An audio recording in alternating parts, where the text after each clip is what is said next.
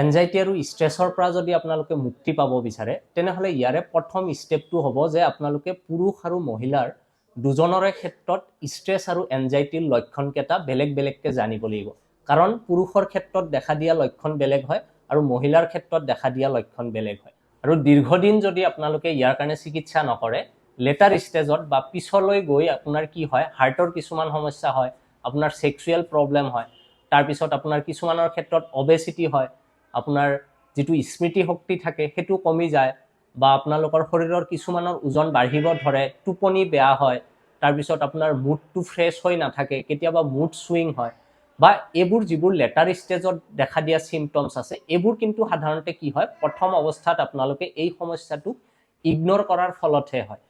এই ভিডিঅ'টোত ষ্ট্ৰেছ বা এনজাইটি ডিছঅৰ্ডাৰ কি হয়, পুৰুষৰ ক্ষেত্ৰত কেনেকুৱা লক্ষণ দেখা দিয়ে আৰু মহিলাৰ ক্ষেত্ৰত কেনেকুৱা লক্ষণ দেখা দিয়ে, এই গোটেইখিনি বস্তু ডিটেইলছ আলোচনা কৰিম, যাতে প্ৰথম অৱস্থাতে আপোনালোকে ইয়াৰ চিনাক্তকৰণটো কৰিব পাৰে আৰু ইয়াৰ কাৰণে প্ৰপাৰ ট্ৰিটমেণ্ট ল'ব পাৰে। আৰু শেষৰ ফালে মই জনাম যে হোমিঅ'পেথিক কি কি মেডিচিন ব্যৱহাৰ কৰা হয়, কাৰণ হোমিঅ'পেথিটো এই সমস্যাটোৰ ছাকচেছ ৰেট বহুত ভাল। চ' প্ৰথম হ'ল যে ষ্ট্ৰেছ বা এনজাইটিটো কি হয় সাধাৰণতে। ইয়াতে আপোনালোকে দুটা শব্দ সদায় মনত ৰাখিব, এটা হৈছে কি আনৱান্টেড আৰু এটা হৈছে আনএভইডেবল। আনৱান্টেড বস্তু এটা বা ঘটনা এটাক লৈ যদি আপোনাৰ বহুত সময় কি হয় সেইটো লৈ আপুনি ভাবি থাকে আৰু সেইটোক আপোনালোকে এভইড যদি কৰিব নোৱাৰে, সেইকাৰণে কৈছোঁ আনৱান্টেড আৰু আনএভইডেবল। এই দুটা শব্দ যদি আপোনালোকে দেখিছে যে আপোনাৰ চিন্তাধাৰাৰ লগত খাপ খাইছে বা মিলিছে, তেনেহ'লে হয়তো আপুনি ষ্ট্ৰেছ বা এনজাইটিত থাকিব পাৰে। আৰু এটা ষ্ট্ৰেছ হ'ব পাৰে, সেইটো হৈছে আপোনাৰ ৱান্টেড কিন্তু আনএভইডেবল, মানে কামটো বা ঘটনাটো আপোনাৰ হৈ আছে বা সেইটো আপুনি এভইড কৰিব নোৱাৰে। ফৰ এক্সাম্পল ধৰি লওক আপোনাৰ অহাকালি পৰীক্ষা আছে বা অহাকালি আপোনাৰ ইণ্টাৰভিউ আছে, তো সেইটো বস্তু লৈ অলপমান ষ্ট্ৰেছ অহা বা চিন্তা অহাটোতো সাধাৰণ কথা, কিন্তু সেই চিন্তাটো বা সেই ষ্ট্ৰেছটো যদি আপুনি কি কৰিছে এভইড কৰিবই পৰা নাই বা বহুত দেৰিলৈকে আপুনি সেই বস্তুটোৱে ভাবি আছে আৰু সেইটো ভাবি ভাবি সাপোজ আপোনাৰ টোপনি হোৱা নাই বা আপুনি নিজৰ দৈনন্দিন জীৱনৰ বাকী কামবোৰ ভালকে কৰিব পৰা নাই,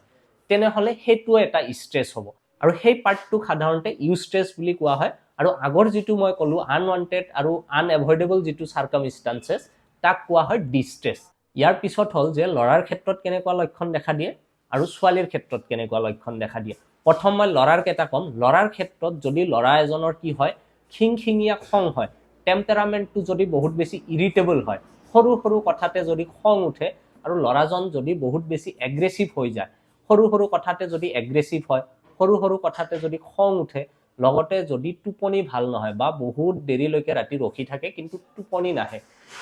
এনেকুৱা লক্ষণ যদি দেখে তেনেহ'লে আপোনালোকে 100% চিয়'ৰ হ'ব পাৰে যে ল'ৰাজনৰ কি হৈছে, এনজাইটি হৈছে। আৰু ছোৱালীৰ ক্ষেত্ৰত কিন্তু ডাইৰেক্টলি অপজিট হয়। ছোৱালীবোৰৰ যদি ষ্ট্ৰেছ বা এনজাইটি হয়, ছোৱালীবোৰ সাধাৰণতে চুপচাপ থাকে, মনে মনে থাকে, মন বেয়া কৰি থাকে, খং নকৰে, একো কামত মন নলগায় আৰু অকলে বহি থাকে বা অকলে শুই থাকে। চ' ছোৱালীবোৰৰ ষ্ট্ৰেছ হ'লে কি কৰে বা এনজাইটি হ'লে মন মাৰি থাকে, খং কমকৈ কৰে, দৈনন্দিন কামত তেওঁলোকৰ মন নবহে বা মন লগাব নোৱাৰে আৰু অকলশৰীয়াকৈ থাকিব চেষ্টা কৰে। আৰু ল'ৰাৰ ক্ষেত্ৰত হ'লে কি হয়, ল'ৰাবোৰ বহুত বেছি এগ্ৰেছিভ হয় আৰু খঙাল হয়, সৰু সৰু কথাতে খং কৰিবলৈ ধৰে। চ' এইটো হৈছে ডিফাৰেঞ্চ।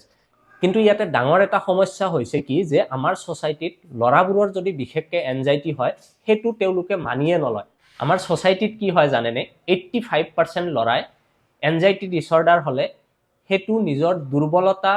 প্ৰকাশ পাব বুলি তেওঁলোকে সেইটো বেমাৰ বুলি কনচিডাৰে নকৰে আৰু ডক্টৰৰ ওচৰলৈকে নাযায়। তেনেকুৱা নকৰিব। মাইণ্ডছেটটো আপোনালোকে প্ৰথমতে পৰিৱৰ্তন কৰক। এইটো প্ৰপাৰ এটা মেডিকেল কণ্ডিশ্যন হয় আৰু এইটোক যদি আজি আপোনালোকে ইগন'ৰ কৰে, ভৱিষ্যতে গৈ আপোনাৰ হাৰ্টৰ প্ৰব্লেম হ'ব পাৰে, ছেক্সুৱেল লাইফটো এফেক্ট কৰিব পাৰে, আপোনাৰ মুড ছুইং হ'ব পাৰে, টোপনি বেয়া হ'ব, আপোনাৰ স্মৃতিশক্তি কমি যাব। এটলিষ্ট ল'ৰাতকৈ ছোৱালীবোৰ অলপমান এইটো ক্ষেত্ৰত এডভান্স আছে। তেওঁলোকৰ যদি মন বেয়া হৈ থাকে বা এনজাইটি ডিছঅৰ্ডাৰত ভোগে, তেওঁলোকে কিন্তু এজন ডক্টৰৰ তাত যায়, চাইকিয়াট্ৰিষ্ট এজনৰ ওচৰত যায়। ল'ৰাতকৈ ছোৱালীয়ে বেছিকৈ যায় ডক্টৰৰ ওচৰত এইটো প্ৰব্লেম লৈ বিশেষকৈ। চ' এই ষ্টিগমাটো আপোনালোকে দূৰ কৰিব লাগিব। আৰু আপোনালোকৰ যদি এনেকুৱা অনুভৱ হয়, যিহেতু মই লক্ষণকেইটা কৈ দিছোঁ, ল'ৰাই হওক বা ছোৱালীয়ে হওক, এনেকুৱা ধৰণৰ যদি অনুভৱ হয়, তেনেহ'লে আপোনালোকে কি কৰিব,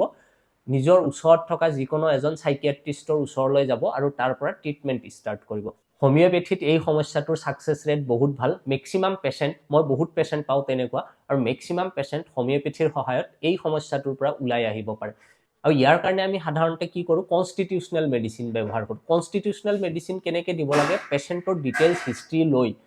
A to Z হিষ্ট্ৰি লোৱাৰ পিছত তাৰ পিছতহে মেডিসিন সিলেকশন কৰা হয় কিন্তু কিছুমান ক্ষেত্ৰত দেখা যায় যে দুটা স্পেসিফিক মেডিসিন বহুত বেছি ভাল ৰিজাল্ট দিয়ে তাৰ মাজত যদি আপোনাৰ কি হয় আনৰিয়েলিস্টিক স্ট্ৰেস হয় মানে যেটো যে মই কৈছিলো যে আপোনাৰ বস্তুটো আনৱান্টেড আৰু আনএভয়েডেবল মানে আপুনি যেটো কাৰণত চিন্তা কৰি আছে আসলতে হেতু চিন্তা কৰিবলগীয়া একো নহয় হেতু কয় আনৰিয়েলিস্টিক এটা টেনশন আৰু আনৰিয়েলিস্টিক স্ট্ৰেসৰ কাৰণে আমি সাধাৰণতে ইগনেশিয়া 200 নামৰ মেডিসিনটো ব্যৱহাৰ কৰো এই মেডিসিনটো হোমিওপ্যাথিক সেই গ্লোবিউলছত বনাই দিয়া হয় আৰু তাৰে 6টাকে দিনত দুবাৰ এক সপ্তাহলৈকে কন্টিনিউ কৰিব দিয়া হয় তাৰ পিছত এক সপ্তাহ গ্যাপ দিয়া হয় তাৰ নেক্সট উইকত আকৌ এক সপ্তাহ খাবলৈ দিয়া হয় এনেকে অল্টাৰনেট উইকত আপোনাৰ 6 সপ্তাহলৈকে কন্টিনিউ কৰিব দিয়া হয় আৰু এটা যে মই কৈছিলো যে ৰিয়েলিস্টিক স্ট্ৰেস যে কাইলে আপোনাৰ পৰীক্ষা আছে কাইলে আপোনাৰ ইন্টাৰভিউ আছে তেনেকুৱা ক্ষেত্ৰত যদি স্ট্ৰেস হয় হেতু ক্ষেত্ৰত আমি এসিড ফস 30 নামৰ এটা মেডিসিন দিও আৰু এই মেডিসিনটো হোমিওপ্যাথিক সেই গ্লোবিউলছত বনাই দিয়া হয় আৰু তাৰে 6টাকে দিনত দুবাৰ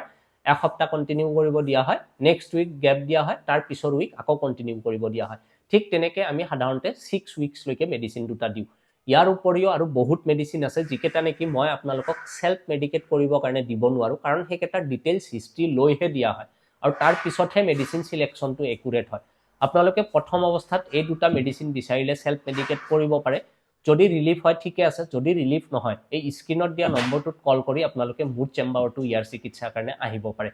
হোমিওপ্যাথিৰ সহায়ত বহুত সহজতে আপোনালোকে এই সমস্যাটোৰ পৰা স্থায়ীভাৱে ওলাই আহিব পাৰে বা দূৰ কৰিব পাৰে